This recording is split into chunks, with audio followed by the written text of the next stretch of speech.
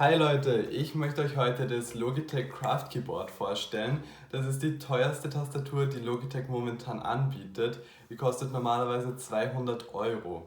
Ich habe sie mir aber vor 2 Monaten jetzt für 140 Euro gekauft. Und da wird die Sache schon viel interessanter, weil 200 Euro eindeutig zu teuer sind für diese Tastatur. Ich möchte euch heute deswegen zeigen, was die Besonderheiten davon sind und ob sie für diesen Preis ein Kauf wert ist. Bei so einer teuren Tastatur ist natürlich die Verarbeitung extrem wichtig und deswegen ist sie hier oben komplett aus Aluminium, aber der Rest besteht eigentlich aus Kunststoff. Aber sie ist trotzdem sehr hochwertig verarbeitet und sie ist auch sehr angenehm zu bedienen. Noch ein Vorteil ist, dass sie sich mit USB-C aufladen lässt. Das heißt, ihr braucht kein veraltetes Micro-USB-Kabel und ihr müsst schon gar keine Batterien verwenden, um sie aufzuladen. Sie lässt sich natürlich, wie die meisten Bluetooth-Tastaturen, mit Windows, Android, iOS und macOS verbinden. Und das nicht nur einmal, sondern ihr könnt sogar 3 Geräte gleichzeitig damit verbinden und dann mit diesen 3 Tasten hier immer zwischen denen hin und her wechseln. Das verwende ich zum Beispiel für mein iPad und mein Laptop, die ich auf die 1 und die 2 gelegt habe, weil ich zwischen denen sehr oft hin und her wechsle.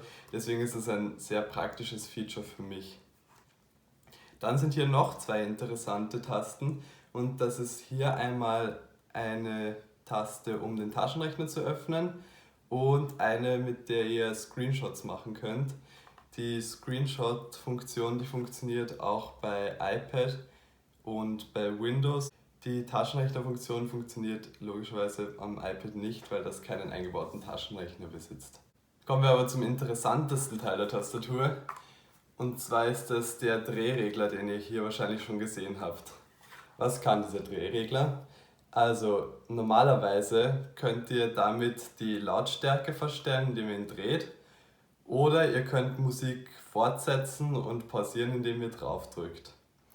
Wenn ihr aber auf Windows oder macOS die Logitech Options App runtergeladen habt, dann könnt ihr damit zum Beispiel bei Word zwischen Schriftarten wechseln oder in Excel könnt ihr die Spalte ändern oder in Firefox und Edge könnt ihr zwischen 2 Tabs hin und her wechseln.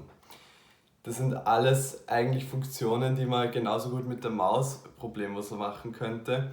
Und deswegen habe ich den Drehregler dafür fast nie verwendet. Ich würde also euch nicht die Tastatur empfehlen, wenn ihr sie nur wegen diesem Drehregler haben wollt, weil für mich persönlich er einfach nicht praktisch genug ist. Ich finde, es ist ein nettes Extra. Zum Lautstärke verstellen finde ich es ganz cool, aber für den Rest braucht man eigentlich nicht.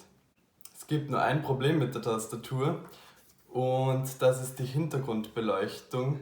Die könnt ihr hier mit F6 und F7 verstellen. Und das Problem hierbei ist, dass der Akku, wenn die Hintergrundbeleuchtung eingeschaltet ist, nur ungefähr 7 bis 10 Tage hält, also extrem kurz für eine Bluetooth-Tastatur.